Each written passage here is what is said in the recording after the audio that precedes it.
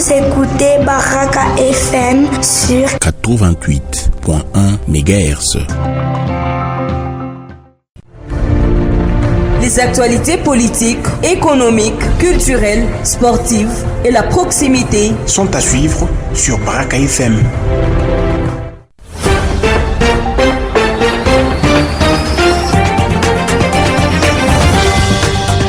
Bonjour mesdames, bonjour messieurs, c'est l'heure de la grande édition du journal. À la présentation, Adia Kanama. Adia, bonjour. Oui, bonjour Émilie, voici les principaux titres de ce journal.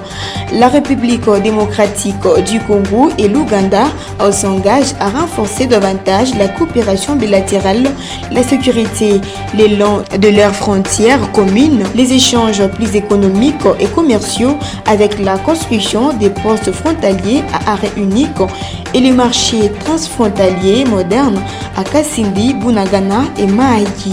Lors d'une intervention à l'Assemblée nationale, la ministre d'État et ministre des Affaires étrangères, Thérèse Kayikwamba, a fermement condamné les violences xénophobes visant les étrangers en Afrique du Sud, notamment des Congolais. Le ministre provincial Georges Babouni Mbaou et Jean-Jacques Kashibantambo, respectivement ministres des Transports et de l'Intérieur, ont effectué une descente à Kanyaka afin de trouver une solution aux préoccupations des chauffeurs expatriés. Voilà tout pour les titres, vous aurez plus de détails dans ce journal.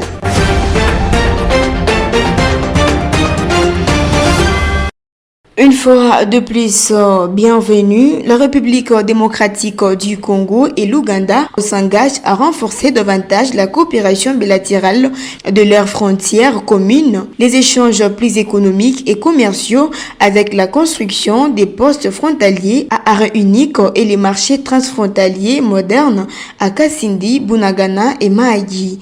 Les retombées de la 9e session de la commission permanente mixte Ouganda-RDC qui s'est tenue du 8 au 10 mai à Kampala et sous le thème accélérer la prospérité, partager, commerce, infrastructure, la sécurité pour la stabilité régionale, renforcer et une transformation socio-économique. Reportage de la radio onusienne. La réunion des ministres a pris acte du rapport des experts certifiés par les secrétaires généraux des administrations pour renforcer cette coopération dans différents secteurs et ce lundi 11 mai 2026 devant le président de la RDC Félix Antoine Tshisekedi et son homologue ougandais Yoweri Kaguta Museveni. 6 mémorandums d'entente seront signés au State House, une coopération qualifiée de stratégique par le vice-premier ministre de l'Intérieur, sécurité décentralisée et affaires coutumières, Jacques Chabani. Les discussions se sont bien passées. Nos experts ont travaillé pendant plusieurs jours sur différents documents.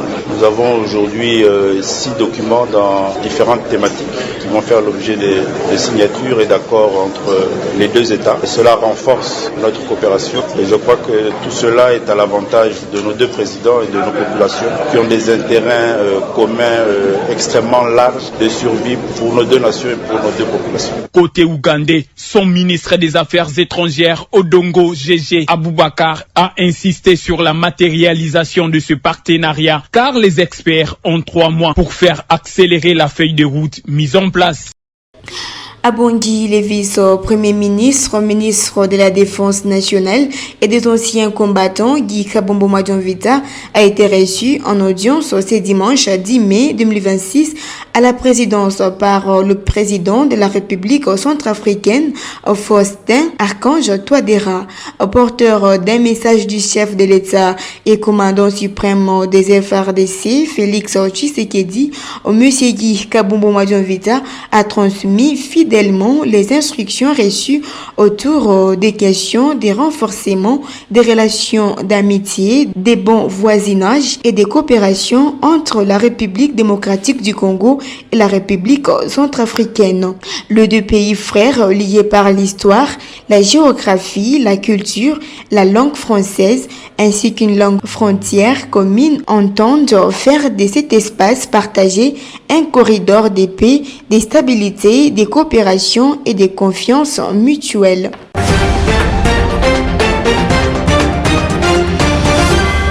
Lors d'une intervention à l'Assemblée nationale, la ministre d'État et ministre des Affaires étrangères, Thérèse Kayikwamba, a fermement condamné les violences xénophobes visant des étrangers en Afrique du Sud, notamment des Congolais.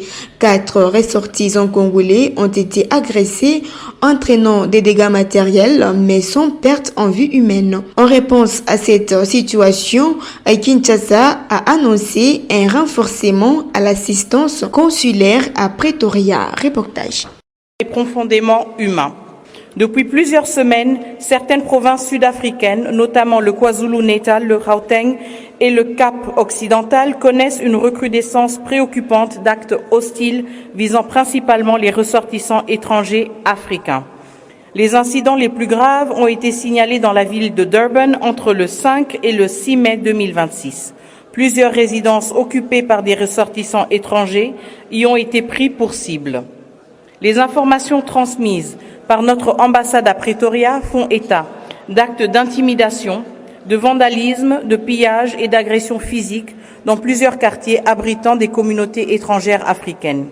Cette situation intervient dans un contexte socio-économique tendu en Afrique du Sud, marqué notamment par un chômage élevé, des tensions sociales persistantes, l'instrumentalisation croissante de la question migratoire, ainsi qu'une montée de discours populistes et xénophobes, notamment sur les réseaux sociaux et certaines plateformes communautaires. À ce jour, plusieurs cas impliquant des ressortissants congolais ont été officiellement recensés par notre ambassade.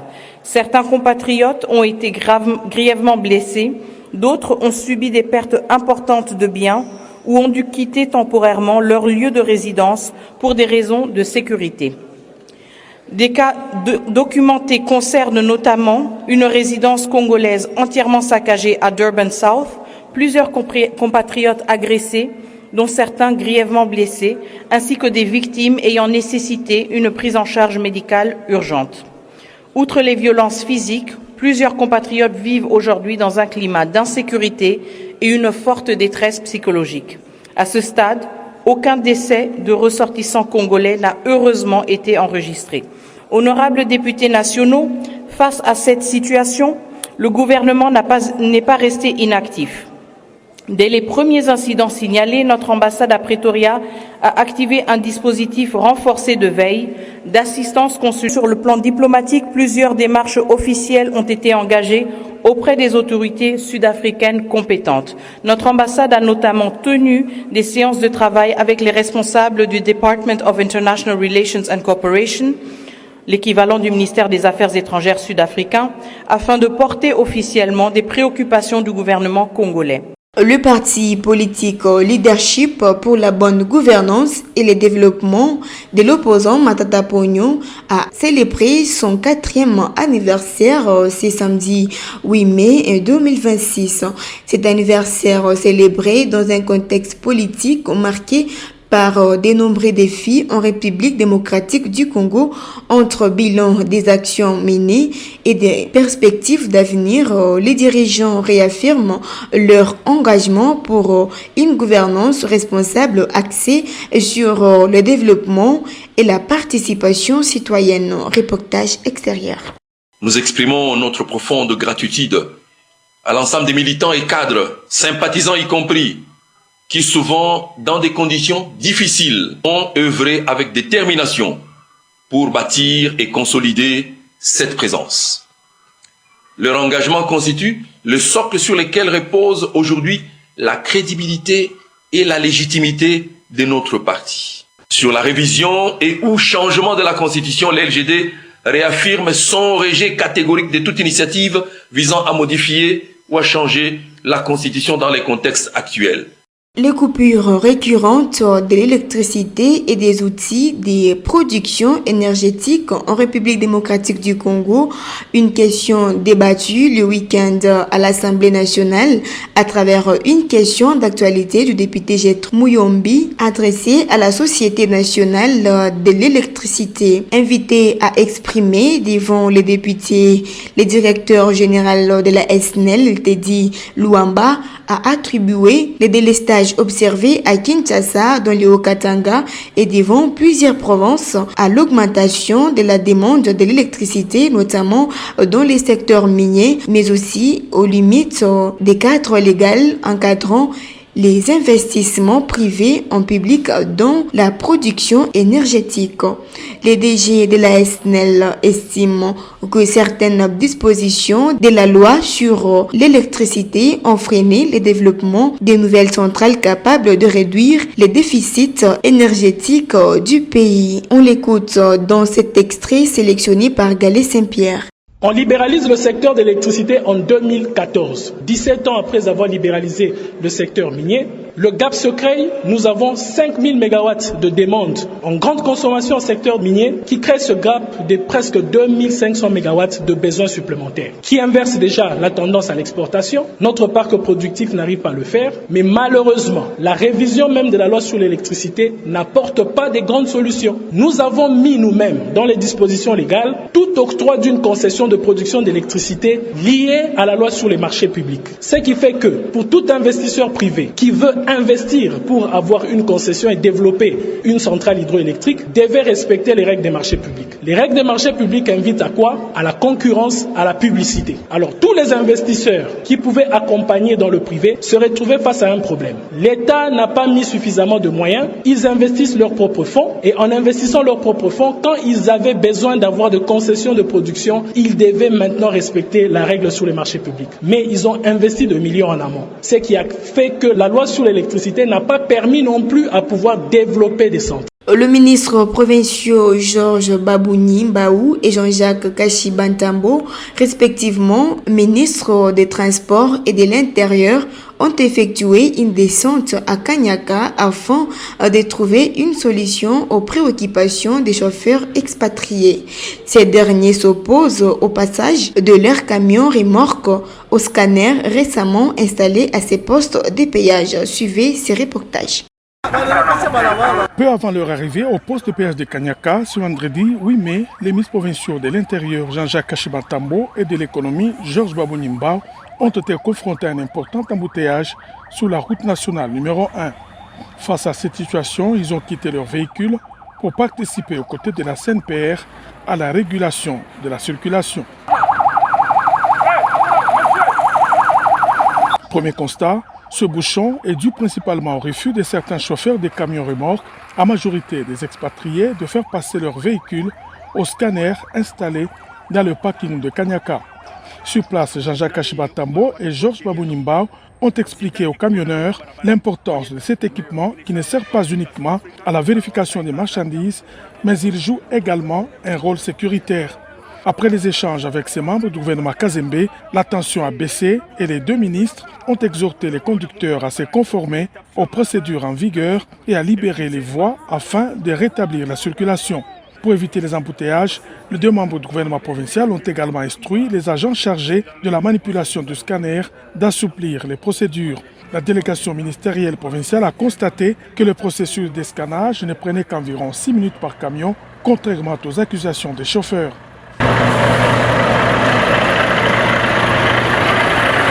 Après cette intervention, la situation est revenue à la normale.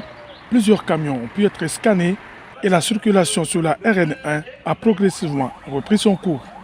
La ville de Likasi a rendu le 9 mai 2026 un dernier hommage à son ancien maire, le docteur Idesbal Petue-Kapondé, lors de ses obsèques organisées à la place de la Poste.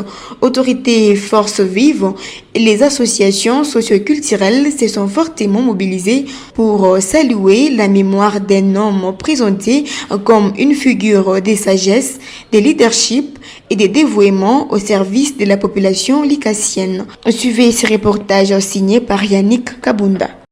Jacques Massangou, Jacques Poemonga et toute la grande équipe de médecins de Likasi, ils sont déjà présents. La place de la poste de la ville de Likasi a changé de décor en ce jour marqué par l'inhumation de l'ancien maire de Likasi, le docteur Idesbal Petue-Kapondé, qui laisse derrière lui l'empreinte d'un homme de sagesse et de rassemblement. À l'arrivée du cortège funèbre en provenance de la morgue de l'hôpital Panda de la Gécamine, l'émotion était palpable.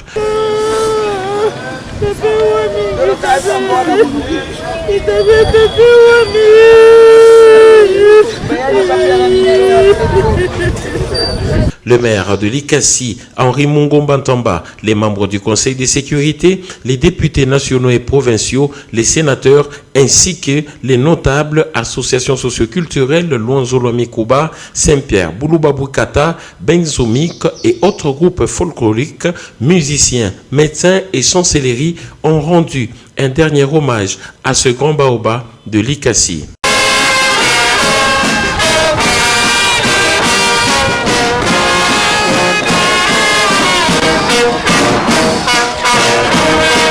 La cérémonie a débuté par la lecture du parcours du docteur Petue Kapandé, médecin de profession. Les représentants de la Corporation des ordres des médecins du Grand Katanga a procédé au retrait du numéro d'ordre des médecins octroyé aux défunts. Aujourd'hui, la Corporation médicale vient rendre un dernier hommage à l'un de ses membres les plus illustres.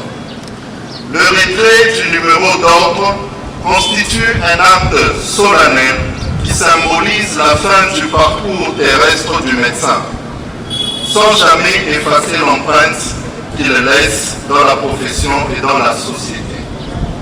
Les petits-fils et enfants de l'honorable Petue ont, dans des mots empreints de douleur et d'amertume, décrit un père et un grand-père d'une grande sagesse. Après le dépôt des gerbes des fleurs, l'ordre de chancellerie a également procédé au retrait du titre honorifique de la chancellerie.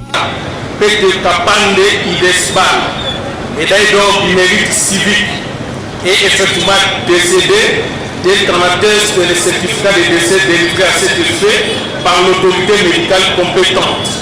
Nom de son Excellence, Messieurs les chanceliers, les ordres nationaux, les général-majors, Matoutesoura Kamasobo André, en vertu des pouvoirs nous conférés, nous nous faisons le devoir de donner la levée des titres honorifiques de l'honorable Petue Kapandé Idesbal, lesquels lui avaient été décernés par son Excellence, Messieurs le Président de la République, Grand Chancelier. Reconnaissance de ces bons et leurs services rendus à la nation congolaise. Dans une foule d'hommes et de femmes ayant vécu et travaillé avec Petue Kapandé, tous l'ont accompagné à sa dernière demeure au cimetière Pandemoto où Baba Petue reposera à jamais. L'homme s'en est allé, mais les archives garderont le nom du docteur Petue Kapandé, un homme des valeurs qui a su donner son temps, son amour et son dévouement au service de la ville de l'Ikassi.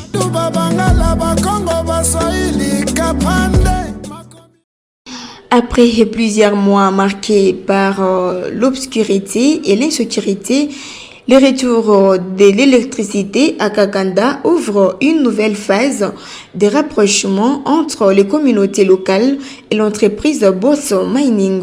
Entre attentes de la population, efforts de réhabilitation et volonté affichée des coopérations, les habitants espèrent désormais un engagement durable en faveur du développement local. Sylvain Kanama nous signe ces récits. Dans la cité minière de Kakonda, située dans la province du Lualaba, un vent d'espoir souffle progressivement entre les communautés locales et l'entreprise Boss Mining. Après plusieurs mois marqués par des difficultés liées à la coupure d'électricité, les relations entre la population et la société minière semblent aujourd'hui s'inscrire dans une dynamique de rapprochement et de collaboration constructive. À travers des rencontres communautaires, des échanges publics et diverses initiatives locales, les deux parties affichent désormais une volonté commune de bâtir un climat de confiance autour des enjeux du développement des Kakonda et de ses environs. Au cœur de cette embellie figure le rétablissement de l'électricité dans cette importante zone minière, une action saluée par plusieurs acteurs de la société civile et habitants de la région. Pour beaucoup, le retour du courant constitue un signal fort de reprise après une longue période des perturbations ayant affecté les activités économiques et la vie quotidienne. Selon les informations recueillies sur place, la ligne électrique avait été gravement endommagée au début de l'année à la suite d'actes de sabotage. Plus de 5000 mètres de câbles électriques en cuivre avaient été emportés par des individus non identifiés, plongeant ainsi Kakonda dans près de 3 mois de pénombre et de difficultés socio-économiques. Aujourd'hui, le retour de l'électricité redonne progressivement espoir aux habitants.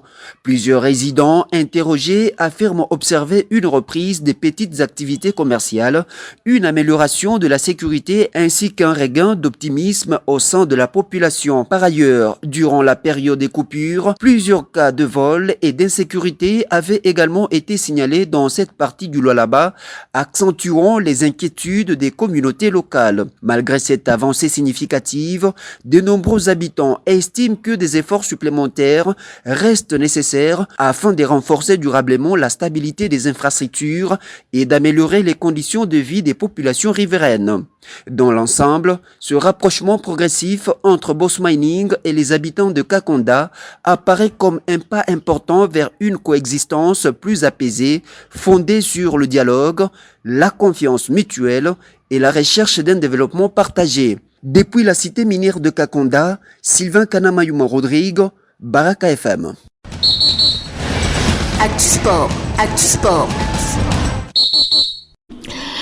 Parlons sport dans ce journal. Football, les léopards de la RDC seront décorés avant la Coupe du Monde de la FIFA 2026. La cérémonie se déroulera le 26 mai 2026 dans la matinée au stade Raphaël de Kinshasa.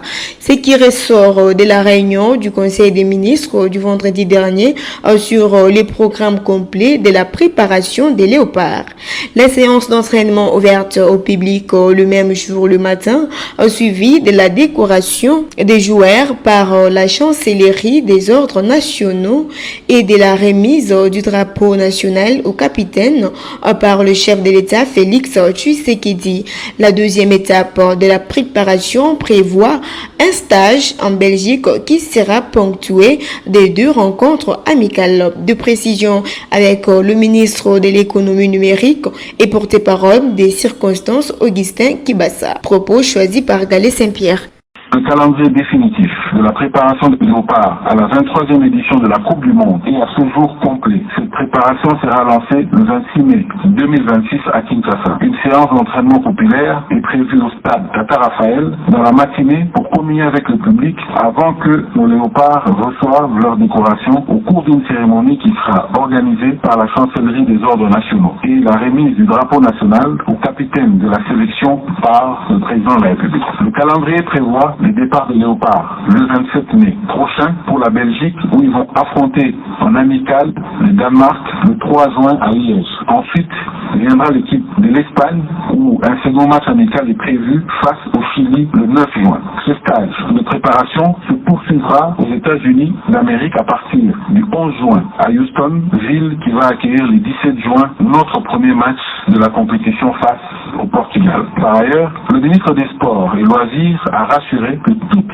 la procédure d'obtention des visas en faveur des léopards a été accomplie et les dossiers ont été transmis à la FIFA pour finalisation. Le point a été fait sous l'avancement du processus d'obtention des visas pour les supporters et animateurs et de la mise à disposition d'un quota de billets d'accès pour l'ensemble des 3 premiers matchs des léopards dans cette compétition. Afin de marquer notre retour à cette grande fête du football mondial, il est prévu la création et la mise en place à travers les grandes villes et agglomérations du pays des fan zones. L'accompagnement du gouvernement a été sollicité quant à ce.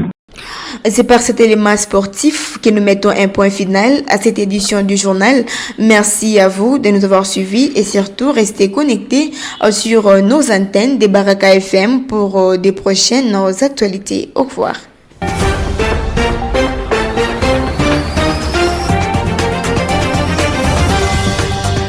C'est par là que nous mettons un point final à cette édition du journal, réalisée techniquement par Ruben Kimpalangwe sous la coordination des Galets Saint-Pierre. Au revoir.